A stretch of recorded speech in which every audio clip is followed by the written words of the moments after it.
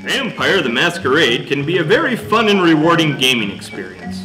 But to play the game, each player must know how to use and understand the character sheet. Yikes, just look at all those dots. This could be very confusing to the uninformed. Luckily, after watching this short film, the character sheet should seem much less confusing. Hi, I'm Bill Tennyson. You may remember me from such YouTube videos as The Flash Season 2 Notcast, Let's Grumble, and of course, my Pop Quiz Hotshot audition video. And I'm Scully! Nobody cares, Scully. Let's start with the top of the sheet. This is where the basic information about the character is located. Things such as name, player, chronicle, nature, demeanor, clan, generation, haven, and concept. Most of these things are fairly straightforward, but a few of them are vitally important to playing the character. The vampire's generation is the amount of steps removed from the original vampire and likewise vampiric power of the character. The higher the generation, the weaker a vampire may be. For example, a 13th vampire may have a blood pool of up to 10 points and may only use 1 blood point per round. However, an 8th generation vampire has a blood pool of up to 15 points and may use as many as 3 points per round.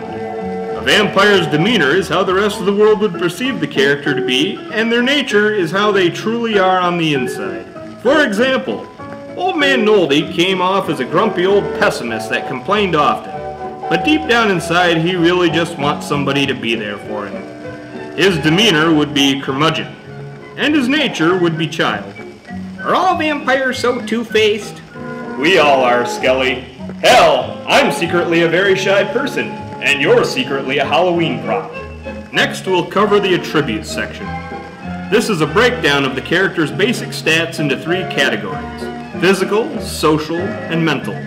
Each of these stats are gauged on a scale of 1 to 5, where 1 is considered poor and 5 is considered excellent. No attribute can ever fall below 1, with the exception of the Nosferatu, who have an appearance of 0. Just about any task you may want to perform in the game will involve one of these stats. Now let's talk about abilities. Abilities are divided into 3 categories: talents, skills, and knowledges.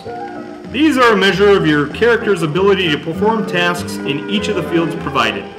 Abilities are also based on a scale of 1 to 5, but unlike attributes, abilities can be as low as 0 and often are. Most tasks that may be attempted by your character in the game will also likely involve one of these abilities paired with a linked attribute depending on the nature of the task. For example, picking a lock may require a combination of dexterity and security. Or perhaps your character needs to speed down the highway in heavy traffic. That would require a combination of wits and driving. But what do the dots really mean to the players? That'll be covered more in depth in our look at the gameplay mechanics. However, it essentially goes something like this. Each dot in any stat on the sheet represents a 10-sided die, or a D10. For each dot you have in your die pool, you will roll a die 10, and try to roll higher than the challenge of the task. That sounds confusing. That's because you're not very smart.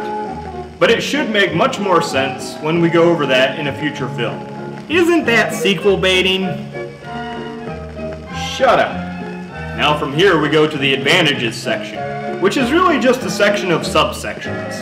The background section is a summary of various categories of the background advantages. For example, a generation background of 2 indicates that the vampire's generation is 2 less than 13. A resource background of 5 would indicate that the character is a multi-millionaire and has much more money at their disposal than a character with a resource score of 2. More information on these backgrounds can be found on page 3 of the character sheet. The disciplines section indicates what vampire disciplines the character has and how powerful they are in that specific discipline. For example, a character with a celerity score of 3 can move much faster than a character with a celerity score of 1. You can find detailed information on these disciplines on page 4 of the character sheet. The virtues section is divided into conscience, self-control, and courage. From time to time, a roll may need to be called for one of these categories to fight off going into frenzy or dealing with an addiction or derangement. Below is a simplified explanation of your character's clan weakness. Further details on clan weaknesses can be found on page 3 of the character sheet. Next, we see a list of merits and flaws your character possesses. These are used to flesh out your character and to add boons and burdens to your roleplay experiences. They may also be used to gain more points during character creation. Looking to the right side of the sheet, we find the health chart. The health chart is broken down into a list of health levels that indicate the state of your character based on the amount of damage you have taken. Say that you got in a fight and take 3 levels of damage. Your character would now be at the injured level of health, and you would lose 1 die from all rolls you make until it is healed. Next, we'll take a look at humanity. Holding on to one's humanity in the face of becoming a monster is the central core of the game Vampire the Masquerade. This scale of 1 to 10 indicates how much of your humanity you currently have. The higher a vampire's humanity, the easier they can pass as a human being, and the less likely they are to lose control and succumb to frenzy. Once your character loses all their humanity, they become a mindless killing machine, driven by complete instinct and are no longer playable characters. The next section is willpower. Willpower is a mechanic that allows a character to overcome some challenges they face. The upper number of dots indicates the maximum amount of willpower points the character can possess at any time. The lower row of boxes is to keep track of how many points you currently have at your disposal. Willpower can be used to fight off addiction, temporarily ignore derangements, or automatically succeed on certain tasks. Willpower can be regained at the storyteller's discretion through certain victories or playing well into your character's nature. Below willpower is the character's blood pool. This is the amount of blood that the vampire has in their body at any given time.